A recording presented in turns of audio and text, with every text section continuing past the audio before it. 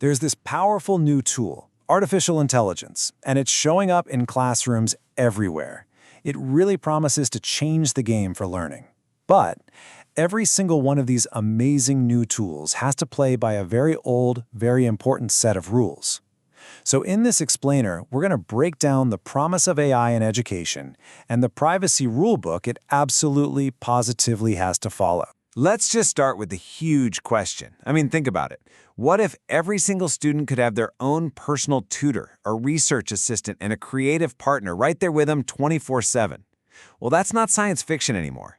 That is the incredible potential that AI tools like Google's Gemini are bringing to the table right now. And this isn't just some theory. You've got teachers who can use Gemini to instantly whip up interactive quizzes that are perfectly tailored to their lesson plans.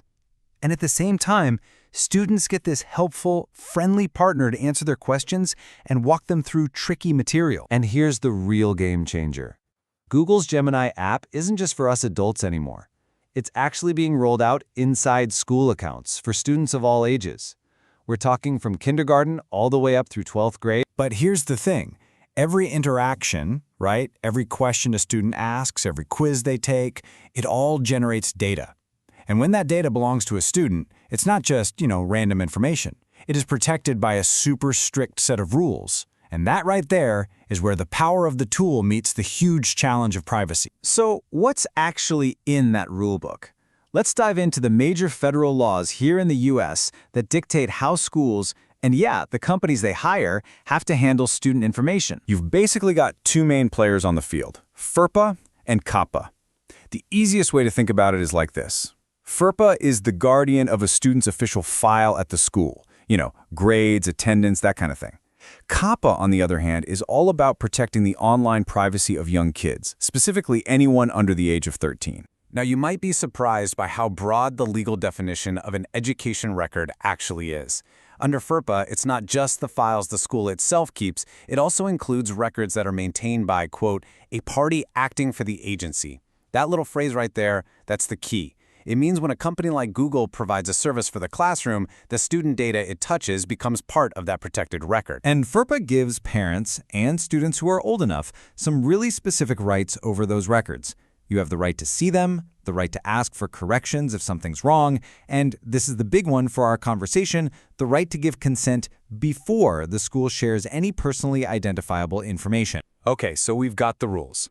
The big question is, how does a tool like Google's Gemini say it's going to follow them? Let's take a look at the company's promises when it comes to their education products. All right, this is the absolute core of Google's privacy promise for students. They say, and I'm quoting here, that student chats in school accounts are basically firewalled. They are not going to be used to train the public AI models, and no human reviewers are going to be looking at them. And hey, it's not just them saying it. To back that up, Google can point to this third-party seal of approval.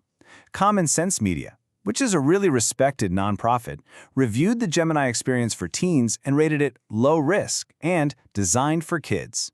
For any school or parent trying to figure out if new tech is safe, that kind of outside nod is a really big deal. So how does all this work in the fine print? Well, Google classifies Gemini as a core service. Think of it like this. They're basically putting Gemini into the same secure box as Google Docs or Gmail in a school account. That means it gets covered by the same tough data privacy terms that are built to help schools stay in line with FERPA and COPPA. Okay, this all sounds great on paper, right?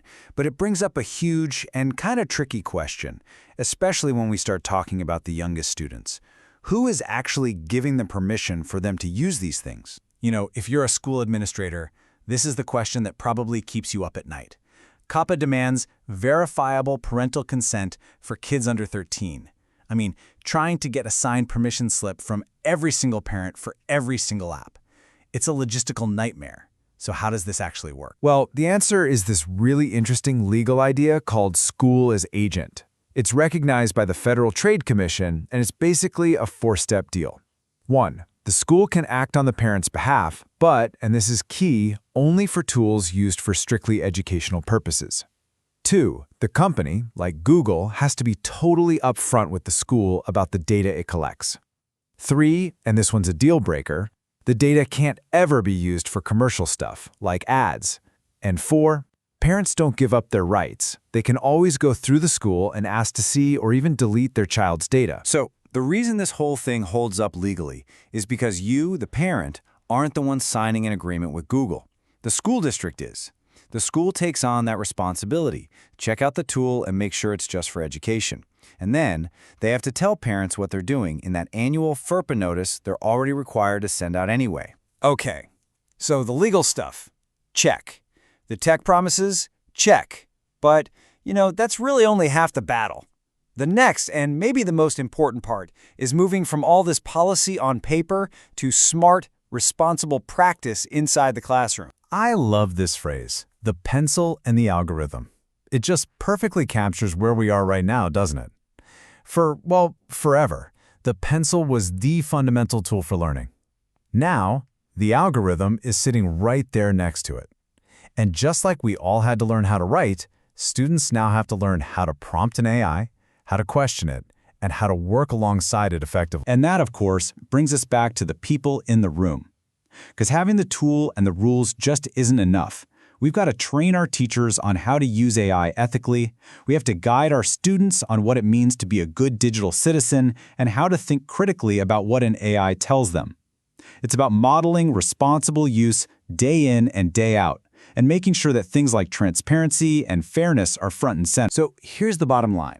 The technology has arrived, the privacy rulebook is set, the tools are literally waiting in the classroom, and that leaves us with one final and probably the most important question of all.